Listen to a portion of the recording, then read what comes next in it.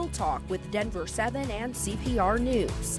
Denver7's lower downtown neighborhood was once a bustling Chinatown. In the 1800s, there was a thriving Chinatown in the area, and it was a significant part of the population. But a plaque to commemorate the neighborhood left out some important details. It doesn't really accurately describe what even happened. Plus, anti-Asian hate is increasing nationwide. Asian Americans are treated like perpetual foreigners, and actually we've helped build this country. We have a real talk about the impact and repercussions it's having on the Asian American community of Colorado. Welcome to Real Talk with Denver7 and CPR News. I'm Colorado Public Radio's Nathan Heffel. And I'm Denver7's Micah Smith. Each week, in a partnership between Denver7 and CPR, we'll have a real talk about issues impacting underrepresented people across Colorado. Now, May is Asian American and Pacific Islander Heritage Month. It's a way to celebrate the contributions and influence of Asian Americans to the history and culture of the U.S. Asian Americans have deep roots in the city of Denver, but those roots are not always portrayed accurately. I took a look at a controversial plaque in Denver's LoDo neighborhood that retold a historic event, leaving out key details. Ultimately, the community got it removed.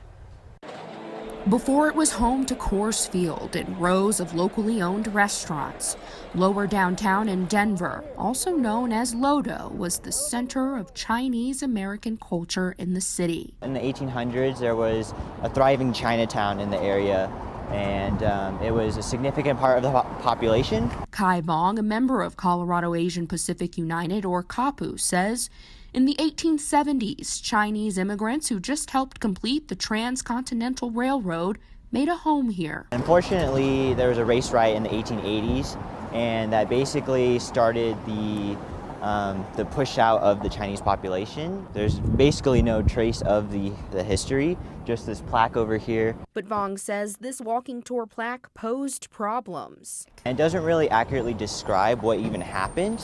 On October 31st, 1880, at a pool hall, a fight broke out between two Chinese immigrants and four white men. And the fight kind of spilled out into the street.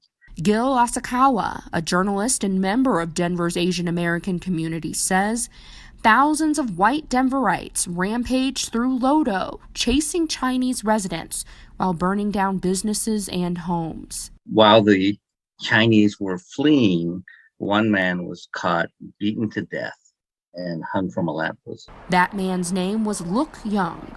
He was not mentioned in this historic plaque. He was not mentioned by name, but that same plaque mentions by name three white business owners who took in Chinese, which is a great, Chinese who were running away and protected them. That's great that they were, being allies. But it just seems off. Vong and Asakawa say another problem with the plaque is the header, which reads, Hop Alley, Chinese Riot of 1880. The race riot, it's an anti-Chinese race riot, not a Chinese riot, right? And so it gives a wrong impression right away. I just want to say this is very painful history to go over, but it adds insult to injury when you don't portray that pain correctly. So I'm glad this community effort has led to change. Yeah, and it's definitely something that is impacting the community and something that it's really great that it's being resolved. Absolutely. Yeah. Mm-hmm. So last August, that plaque was finally taken down by the city of Denver. In fact, the city also apologized for its role in the riot, saying Denver did not protect Chinese residents. The plaque was donated and preserved by History Colorado. Currently, an artist is painting a brand new mural to act as a replacement to the plaque. This mural is being painted on the side of Fire Station number 4, right at the corner of 19th and Lawrence in Denver. And right now we are happy to welcome Nolly Lore to this Real Talk conversation. Nolly, thank you so much for joining us. Thank you guys so much for having me. So first, tell us about your involvement in the mural. How did you get picked to design it? Yeah, so the organization I'm working with, Colorado Asian Pacific United, they have an open call for artists to submit a design that they would like to have painted on the wall for the mural. And I was referred by one of my good friends from college, and I kind of actually came up with a few different designs, and their organization loved what I came up with and actually combined both of my proposals together for the mural. Can you describe what the mural looks like? It's very colorful, very vibrant. I really wanted to emphasize fun in the image, not only to capture people walking by, but to also capture what the past was. You know, it was more than just the plaque, more than what people know it as. It was lively, it was fun. And so my image really incorporates these bright colors to bring to life the timeline of history. We have a long life noodle to hope for the longevity and prosperity of the community that was there, as well as the present one and hope for the future. Most importantly, I have a proverb on there. It's written in Chinese characters, and it says, be not afraid of moving slowly, be afraid of standing still. Oh, I like that. I love the fact that it's capturing the fact that this was a thriving community, a populous community that helped really lay the building blocks for Denver. And this often gets lost, and it gets lost too often. But I do want to talk about why it was important for you personally to get involved in this project. Yeah, when I first looked at their open call, the first thing that came to mind was just, it's amazing what they're doing. And it really aligned with my own personal values, my own experience as an Asian American living here in Colorado. And I loved what they were doing. You know, they were calling it out, they are correcting it. And to be part of something so historical and really magical is a milestone that I wanted to be a part of. And from your personal standpoint, bringing out that positive aspect of your culture, are there also negatives that you're feeling and processing as you do this mural? Yes, I've been on my own personal journey, you know, just my own identity as a Hmong American as well as just being an artist. There's been a lot of negatives. I've been facing my own fears personally, and a sense of belonging here, in my own skin even. And I've faced that a lot with the mural, designing it and doing all my research to make sure that I am portraying history correctly as well. And there's a lot of ugly in the past with the anti-Chinese race riot, and bringing that to light and trying to turn it into a way that is still shedding light on that negativity, but focusing more on the positive. What do you want our viewers and listeners to know about Asian American culture? And I want to ask this carefully because obviously there's a lot of diversity among Asian Americans, but is there something that you specifically want people to know about culture, or also how it pertains to the mural that you painted? Yeah, as far as culture goes, you know, it is very important to be sensitive to it because there are so many different ethnicities and nationalities out there. But I think that is what I really want to emphasize. You know, it is rich in history, rich in culture, rich in people, and to embrace it rather than focus on those differences, to focus on what makes them beautiful and to really encompass them together in one community. Now, beyond the mural, are there any other projects that you're doing coming down the line in the future? Oh gosh, I would love to. I've had a lot of people walk by and they really love the mural, and they've reached out to see maybe if I'm interested in doing murals down the line. This is my first mural, so it's really great to have that feedback from people. Right now, I would love to continue this work. I'm super grateful for everything that the organization is doing, the community is doing, and to be part of that in my own way with visual art would be fantastic. Well, we certainly hope you continue this work because you're doing amazing work. Thank you so much. Muralist Nali Lor, thank you so much for joining us. Thank you guys. This month, survivors of the historic Japanese internment camp Amachi and their families will visit the site near Grenada, Colorado. The annual pilgrimage will happen on Saturday, May 20th this year. During World War II, more than 7,000 Japanese Americans were forced from their homes and imprisoned at places like Amachi simply because of their Japanese ancestry. For many years, survivors and Coloradans living near Grenada worked to preserve Amachi, and last year, President Biden signed a law designating Amachi as a National Historic Site. Yeah, the pandemic sparked an increase in hate crimes against Asian Americans, and that's taking a toll on the community in our state. After the break, we look at the data behind this increase and hear firsthand perspective on its impact. This is Real Talk with Denver7 and CPR News.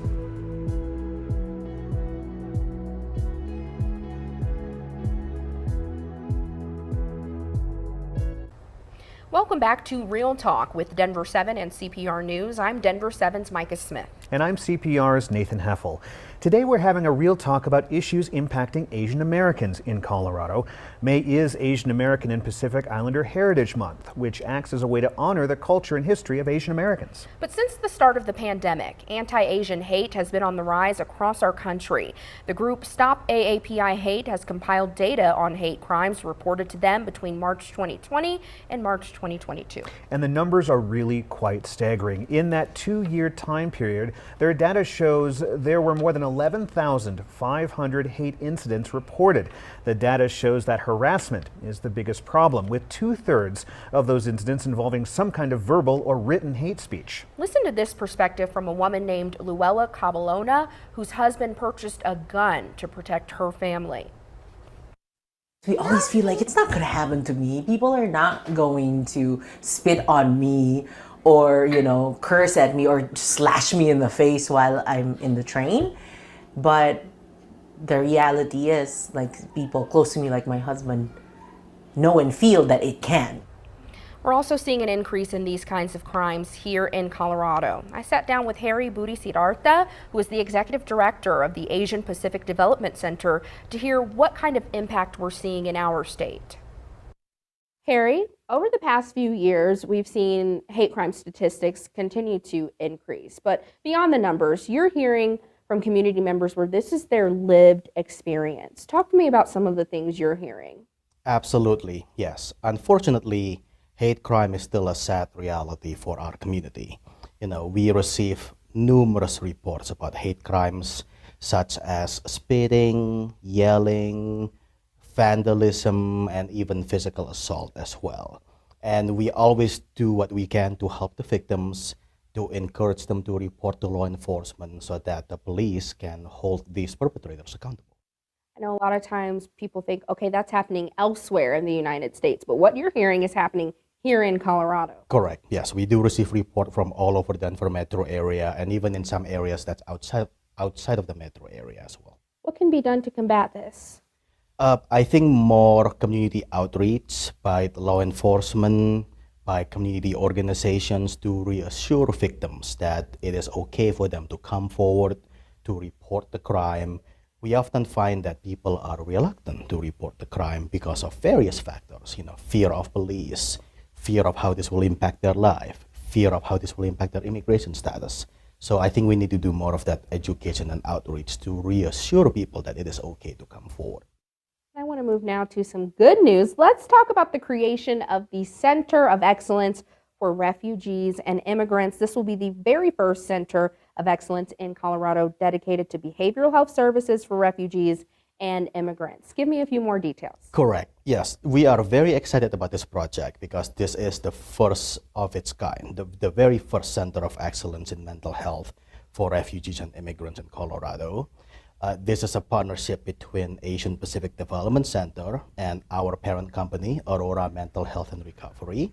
We are combining our forces, combining our staff so that we can leverage each other's strength to create this truly world-class and top-notch service for our immigrants and refugee community.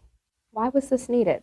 This is needed because over the past few years, especially in light of COVID, in light of hate crimes, in light of the hateful rhetoric around immigration, we have seen a sharp increase in mental health needs in our community. So this kind of Center of Excellence will be very beneficial for our community. Absolutely, and it seems like it furthers your goal here at the Development Center. A little bit earlier, you kind of walked me around this space, but talk to me about the origins of the center and the things that you do now. Sure. We were founded in 1980 to help refugees from the Vietnam War. We started out providing mental health services because a group of community leaders noticed that refugees and immigrants had a hard time accessing culturally and linguistically appropriate services. over the years, we have expanded our services. So in addition to mental health, we now provide adult education, which includes English classes, citizenship, GED preparation. We have youth leadership program at several different Aurora public schools.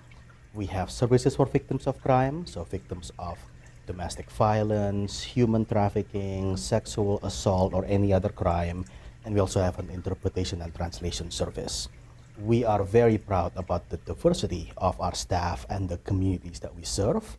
Internally within APDC, our staff speaks 15 different languages, but the communities that we serve speaks over 50 different languages. Wow. Now I know this is called the Asian Pacific Development Center, but you help a multitude of people. Talk about the cultural representation in this building and really in Colorado altogether, because one thing I like to say is we are not a monolith when it comes to culture and people. So walk us through the representation here. Absolutely. We serve a wide variety of immigrants and refugees from all over the world. I mean, we do not only serve people from Asia, we serve refugees and immigrants from Africa, from Latin America, from Middle East. We recently are involved in helping, immigrants and evacuees from Afghanistan and Ukraine. And essentially, anybody that needs our services, we are there for them. And that is reflected in both the composition of our staff, but also management and also our board as well. It feels like a constant celebration of AAPI heritage here, but it is also AAPI Heritage Month where everyone in the U.S. is celebrating. So talk to me about some of the events happening and some of the resources available so not only our community can learn this month, but throughout the whole year. Absolutely. I mean, May is Asian American Heritage Month. It is definitely one of the busiest months for our community. I want to give a special shout out to the Asian Pacific American Bar Association. They have worked very hard to create a master calendar of all the different events that are open to the public, that people can go to learn more about the history of our community, some fun, family-friendly activities, and you can absolutely find those links on Denver7.com. All right. Thank you so much, Harry Budisiharta, who is with us from the Asian Pacific Development Center. We appreciate you taking time to talk about these really important issues. Thank you so much, Micah. Nathan, Harry is a very busy guy. Yes. They've got a lot going on at that center, but I want to say I'm so grateful that he took some time to walk us through the center and to show us everything happening there. And one of the most important things happening there is the support that they provide to people fleeing countries due to civil war, due to oppression. And they walk into this space, into this center, and they're greeted with love and understanding.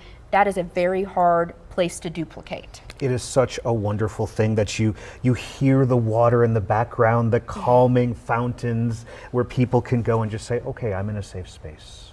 I love that. Yes, me too. Well, food brings people together as well. Yes, it does. And one local author hopes food will open the door to more acceptance. So coming up, I sit down with Gil Asakawa again, who explains how the public's perception of his cuisine has drastically changed in just a few generations. Stay with us. This is Real Talk with Denver7 and CPR News. You're back with Real Talk with Denver7 and CPR News. This week we're having a real talk about Asian American and Pacific Islander Heritage Month. It's important to remember what this month is really about, a chance to celebrate the contributions and various cultures of Asian Americans. And I sat down with Gil Asakawa, who is sharing his culture through food. My mom was a great cook, for me growing up. Eating good Japanese food is like going home. Right? The flavors. As a boy growing up in Japan, Gil Asakawa remembers the food the most. Really, Japanese food, when you look at it, the cuisine, the menu, there's like 5 basic ingredients that are in almost everything. And I can taste it. I can feel it. And it feels like home to me. But it's not always good memories. Gil remembers a time when he was picked on for eating Japanese food as a young boy once he moved to America. My family moved to the U.S. when I was 8 years old, and that I was in 3rd grade, and the kids in school would bully me and say, "Oh, you eat that raw fish stuff. Ooh, that's gross." Now, I'll bet you, the grandkids of those bullies, they go to King Soopers and they buy okay sushi, not the greatest sushi, but they buy sushi 3 times a week, and it's nothing to them. It makes them feel cool. It became something that made me a pariah into something that's cool in like 1 or 2 generations. Yeah. And I find that fascinating. It's true, Japanese cuisine can now be found everywhere, from high-end sushi restaurants to bento boxes in your child's lunchbox. And there are so many places across the state to enjoy Japanese cuisine. Gil says Tokyo, in the shadow of Coors Field, is one of his favorites. This is a ramen and sushi restaurant, and it's been here for 9 years.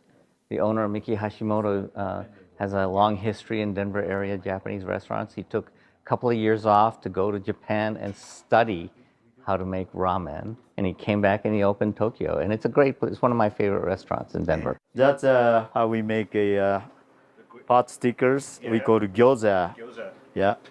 She makes also 4 days or 5 days a week. With so much to love about Japanese cuisine, I asked Gil if he's worried that his culture and its food are bound to get too Americanized. I think more and more, because of popular culture, because of the presence of, especially in the last few years, Asians and Japanese people in mainstream American culture, like Hollywood movies, I think people are increasingly curious enough to check it out and then decide for themselves, oh, this isn't so weird.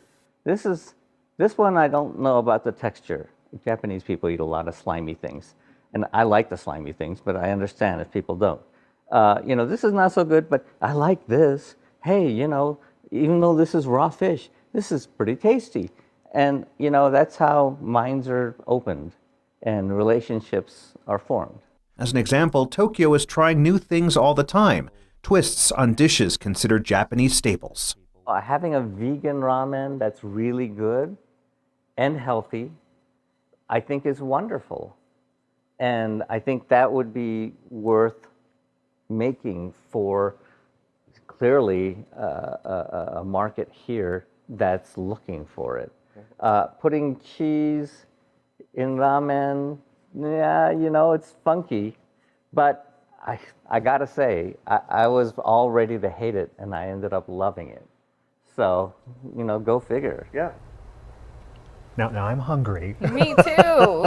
We also want to give Gil a big shout out because this month he was awarded the Order of the Rising Sun Gold and Silver Rays for his contribution to improving the social justice and status of Japanese Americans in the U.S. This is the highest award given by the Japanese government to its citizens. Congratulations to Gil. Well, that's this week's episode of Real Talk with Denver7 and CPR News. You can find all of our shows on denver7.com/realtalk or at cpr.org/realtalk. Have a great day.